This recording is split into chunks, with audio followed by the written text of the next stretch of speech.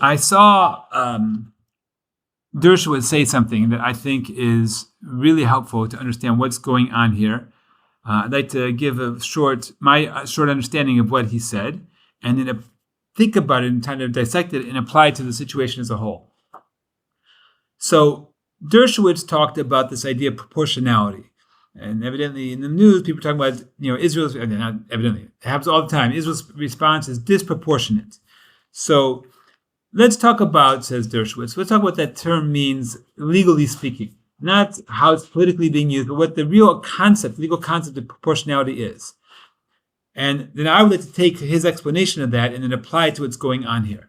So proportionality, I'll give you two examples. Imagine you have somebody from Hamas who's firing a single missile. One guy from Hamas has one missile. It's a weak missile. Most likely it's going to miss its target here in Israel, land in a field somewhere. If it lands somewhere, the amount of damage it could do is minimum. And you can take this person out right now, but he's in a school filled with, 500 kids, or a hospital, or somewhere with a lot of civilians, a lot of people who are not at all involved in the fighting. And we would just take that as a given in this situation.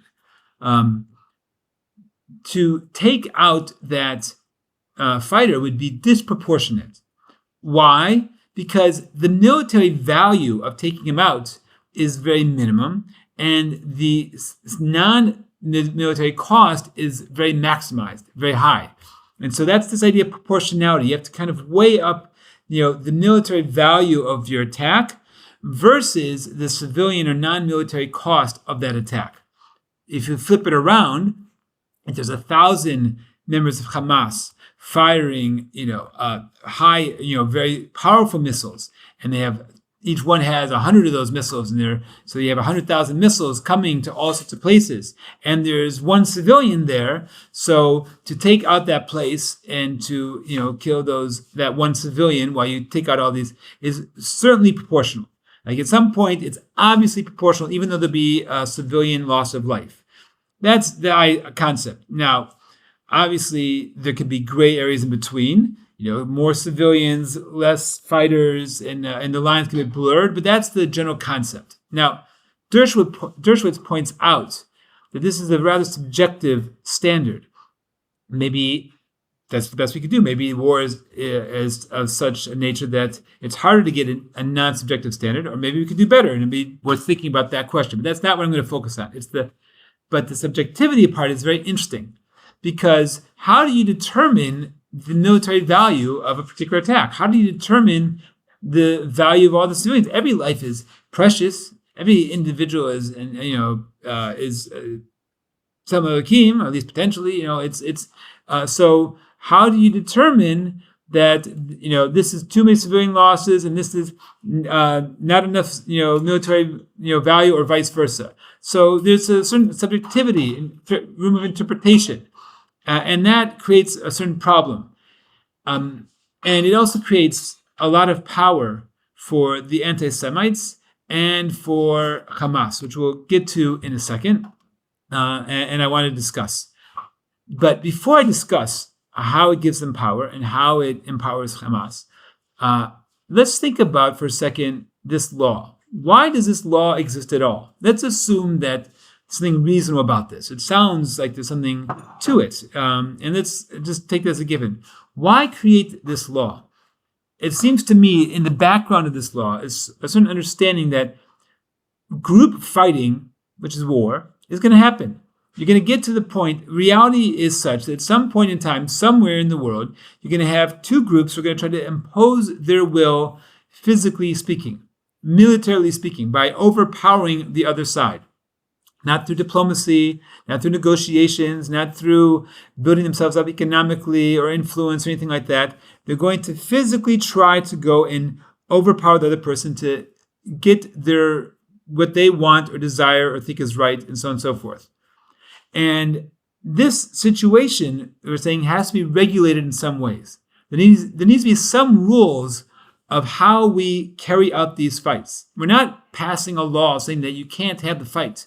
If we passed a law today saying no, there's no war is illegal, Well, it would never happen. Maybe people like that. Maybe it'd be very nice. Maybe someday mankind will get there to where they can see war as, let's say, how many people would see slavery, that it's just something you wouldn't even cross your mind today to own a slave.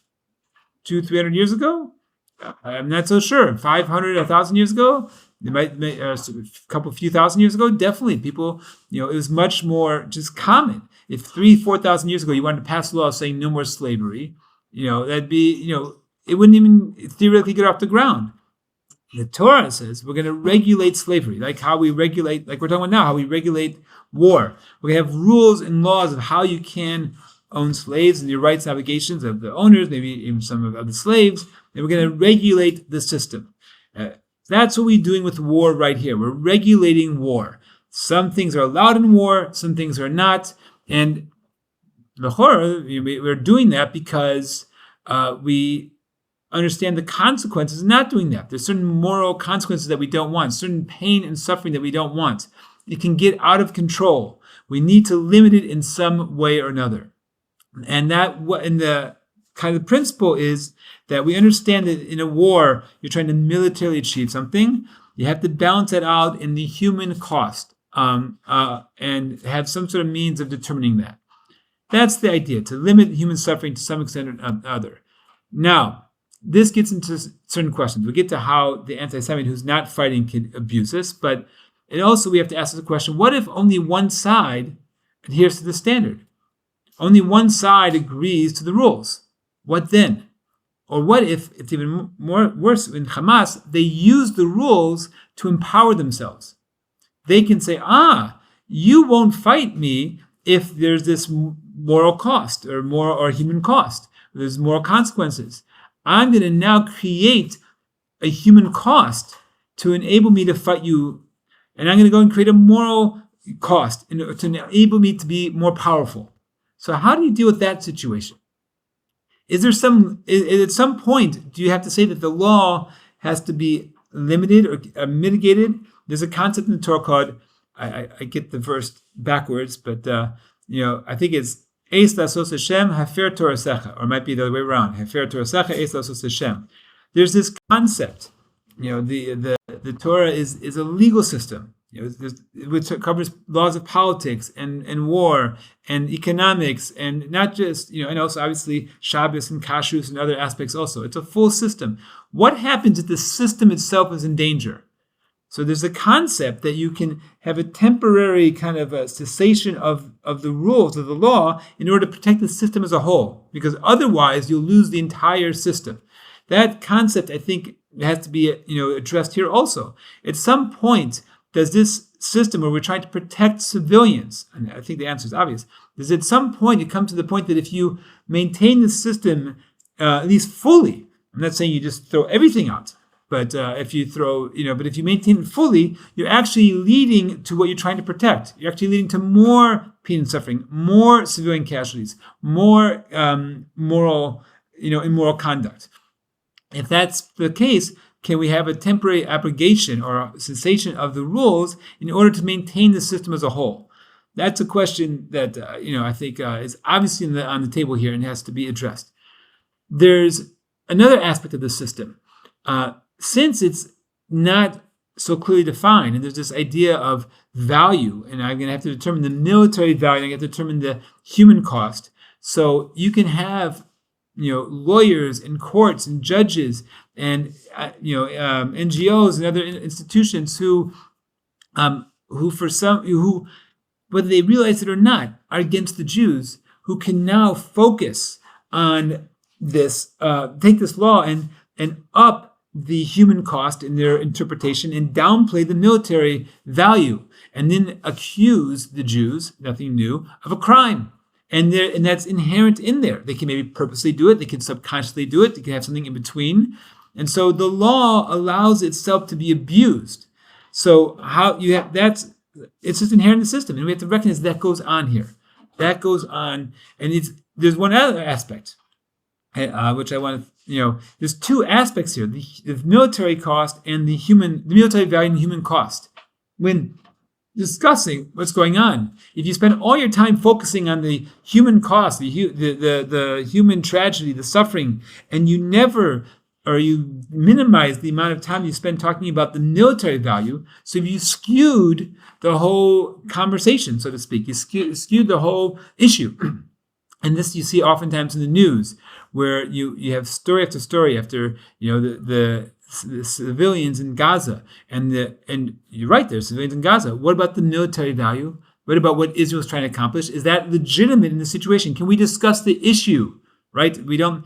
It's very easy to not discuss issues. To discuss an issue, you actually have to think. You have to actually understand the issue at play. In this case, you have to understand: can we clearly and publicly define what proportionality is, and then in this war discuss proportionality and say, okay, there's these civilians, but then there's this military value, and then have like an honest and not anti-Semitic conversation about that? The answer is probably no. We can't do that because there's all this anti-Semitism and emotions and other factors going on here. But theoretically speaking, that's what should be done. And then we should even discuss, well, what do you do? We can have the conversation. Well, how do you do it with only one side holds by the rules? Some of the points that I talked, that would be a fair conversation, a good conversation, a helpful conversation. Instead, what they do is they take one side of this equation and they play it up, they maximize it, and they downplay the other side.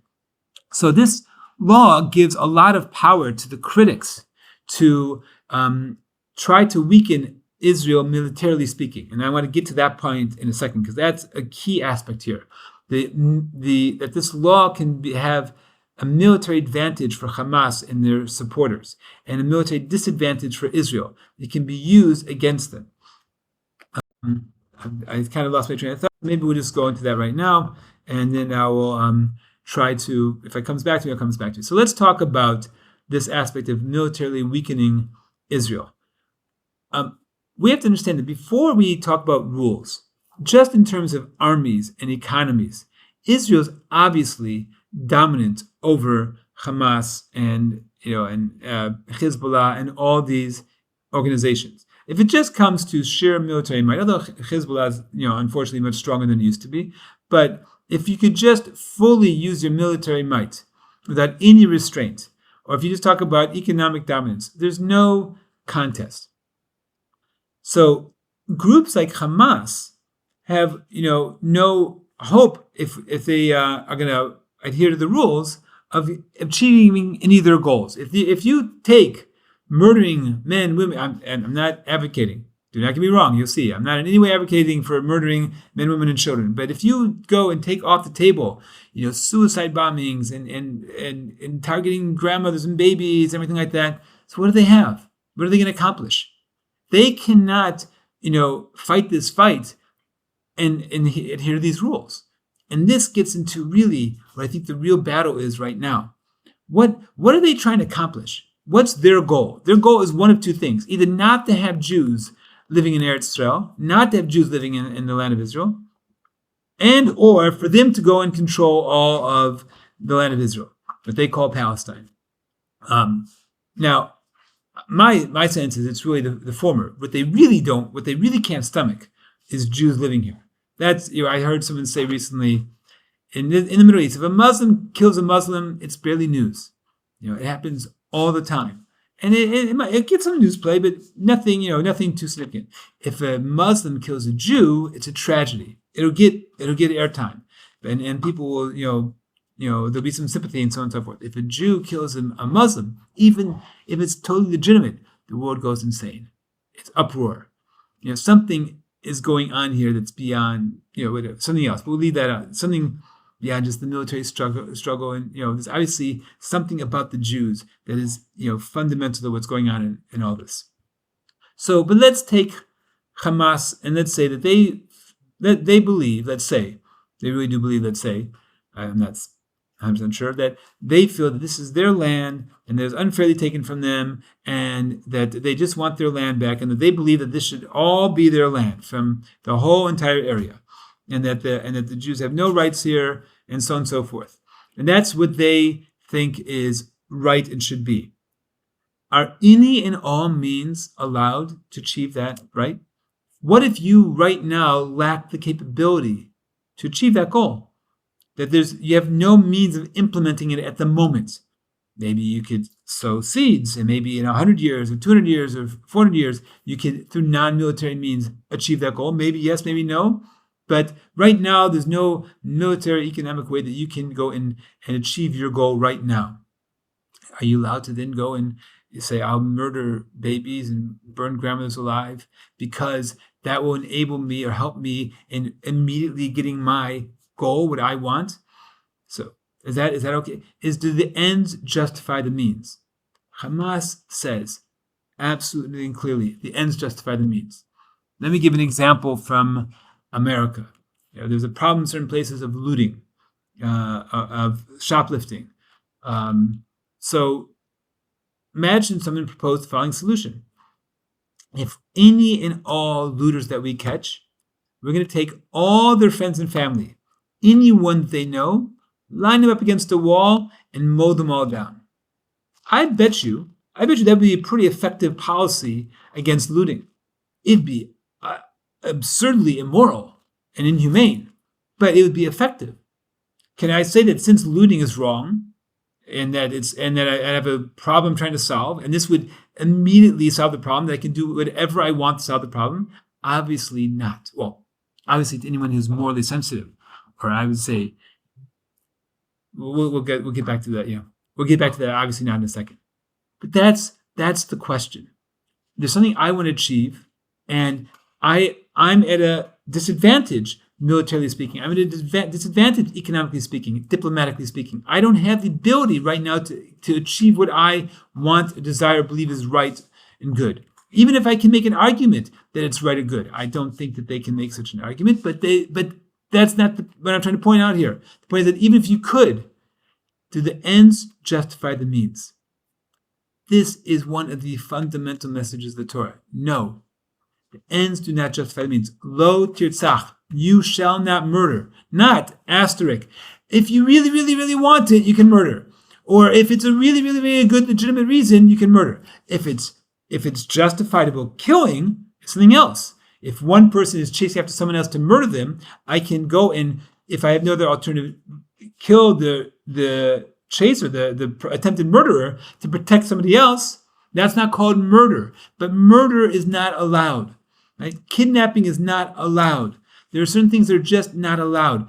And it's interesting in the Torah, Amalek, if you read the 17th chapter of Exodus, Yud Zayin, Shmot Yud Zayin, so it talks about the first battle with Amalek, of who Hamas is like, a modern incarnation of them. They're an instance of Amalek, or they're Amalek. They attack us b'derech when we're on the way to Har Sinai, when we're going to get this, work, which tells us there's a way that you can and cannot do, that there's actually regulations to life. You can't just do what you want because you want the end result.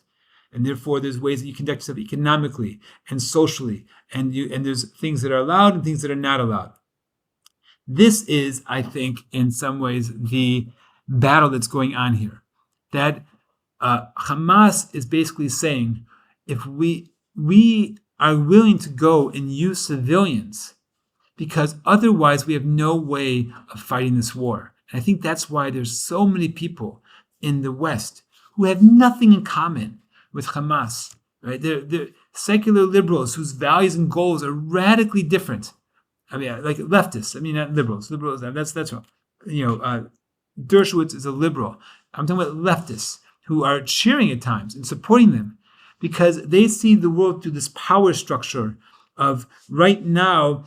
There's certain unfairness in any system at any time. Somebody's going to start out stronger and more capable and with more opportunities than somebody else. How do I deal with that?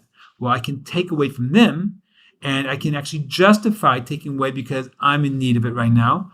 Or I can take a longer, more involved route, which involves building myself up, taking advantage of the opportunities that I have for me right now, and trying to find some other means justified ways of achieving these ends. And it's interesting because when the political Zionist movement began, they didn't come about and say, let's go and build up an army and take back our land. They said, let's go and build a new neighborhood in Eretz Israel. Let's go and start an agricultural settlement. Let's go and have a conference. Let's go and make some sort of political, connections. Let's try and let's, start sowing the seeds and slowly working towards getting a land. And let's make compromises and let's go and make deals and get something whatever we can get.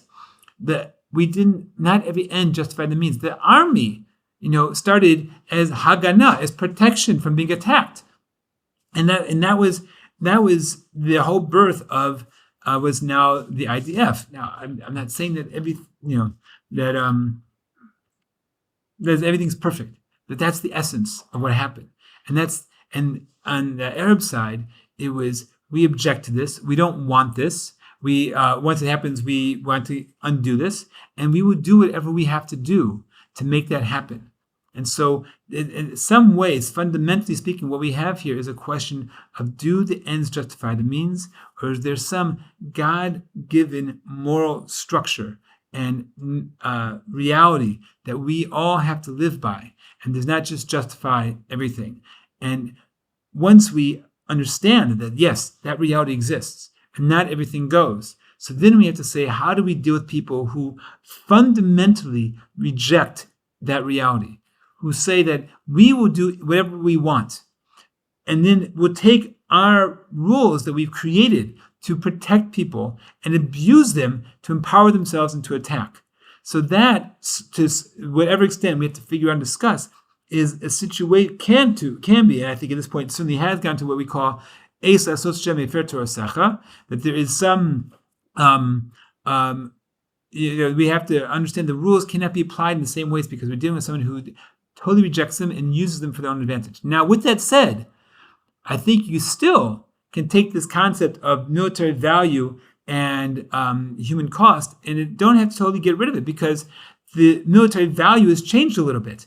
They're abusing the system, and you see what they can do. So you understand now the military value of attacking them has increased now, has gone up because of what the latest attacks that they've done. So even this concept, you don't necessarily have to abandon the whole structure. You just have to go and actually say the structure itself, maybe I'm thinking out loud, I'm changing my mind a little bit of what I said before. The structure itself might allow for actually attacking Hamas in a way that you couldn't have with a different, war, because the necessity of doing it, the military and right necessity has increased, and therefore that changes the equation. All right, those are some thoughts I had right now. Everybody should be well. Take care. Bye-bye.